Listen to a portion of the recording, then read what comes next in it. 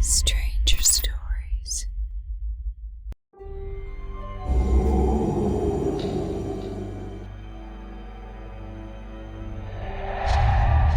This story happened years ago, but that doesn't stop me from thinking about it every now and then. I was about 13 or 14 and was babysitting 2 boys for some church members. I had done it before, the kids loved me, and the parents were very comfortable with me. This was a night where they were going to be gone until about 2:30 in the morning. I was doing it for free that day because they were going to do something church-related, and that's just how I rolled. Anyway, the place they lived in was an apartment complex. You know, one of those small ones that had 2 floors. They were on the bottom floor with 2 bedrooms on either side of the apartment, a kitchen on the left and the living room on the right, with the sliding glass door to a small patio and a bathroom next to the front door. It was around 1:30 a.m., and I knew they would be getting home soon. The kids were already knocked out.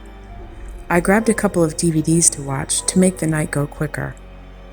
I was already very tired and had drifted in and out of sleep a couple of times already. All of a sudden, I hear knocking on the front door. Knowing the parents had a key, I did nothing but sit there in the dark with the TV glowing. Being a paranoid person who's seen enough horror movies, I grabbed the baseball bat that was next to the couch. What happened next will haunt me forever. I heard a low voice, almost like a young woman's whisper.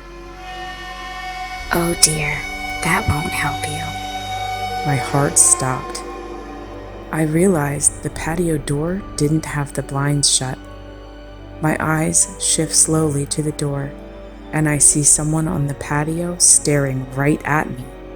I couldn't make out anything other than that they were very short and wide. I screamed and ran into the kids' room. Thankfully, they were still asleep. This was before I had a cell phone, and there were no cordless phones in the house. All I did was push the dresser in front of the door and stared at the one window of the room, hoping not to see anything through it. A shadow loomed on the window. The knocking started again, and the woman's voice called out, "Come on, dear, I won't hurt you. Please, come out." The window was being knocked on so hard I was afraid it would break. The kids woke up screaming and horrified by the loud knocking. Knowing I had 2 young, terrified kids with me, I became vulnerable and afraid. Within 2 seconds, I hear the father yell out, "Hey, who the hell are you?" and the person running away. The front door opened and there was a harsh knocking on the kids' bedroom door. Thankfully, it was the parents. I let them in and put the dresser back. I explained what happened, and they called the police. When they arrived, they found nothing but the bushes that hide the patio, cut up and ripped, possibly for whomever it was to get through. The family moved away about 5 months later, and I never babysat anyone ever again.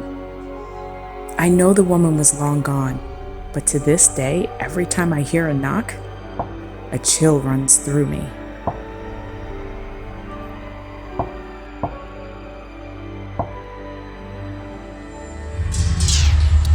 So, I was an anxious kid. I was always kind of afraid to be left alone without my parents, even with my older sister and 2 younger sisters.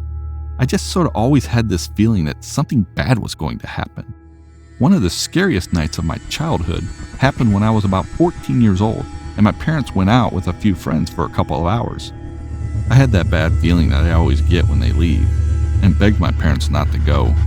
I always begged them not to go, so they didn't think much of it. There was one particular restaurant near my neighborhood that had no cell phone service. It just happened to be that this particular night, my parents were going to that restaurant. I lived in a rural area of the United States. The driveway of my house takes a good few minutes to walk down, but we also had close neighbors. One of these neighbors were having a party that same night.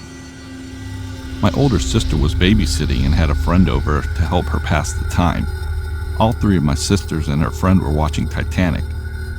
I was playing computer games in our office, which is just off the living room and placed directly in front of the front door. It was peaceful and I was distracted from my anxiety. Out of nowhere, I hear blood-curdling screams coming from outside. It sounded like a young woman.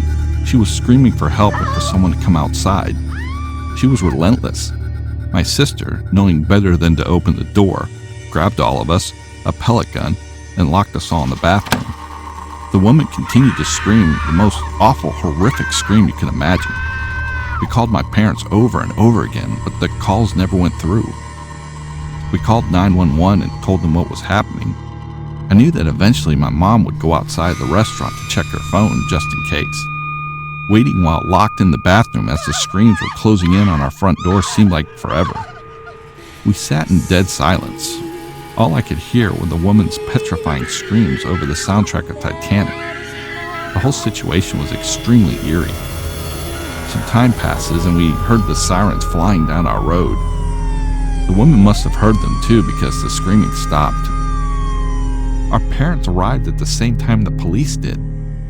The police searched the property that same night and then came out the next morning in the daylight to search again, this time for blood, tracks, signs of struggle, anything that indicated foul play. They couldn't find anything. I always wondered whether the woman really needed our help or if it was all a trap. We thought maybe she got in trouble at the party down the street, but the logical part of my brain tells me that doesn't make sense. She chose the fourth house in the street with the longest driveway to seek help. She also disappeared as soon as the police arrived. My parents didn't leave us alone at night for a long time after that.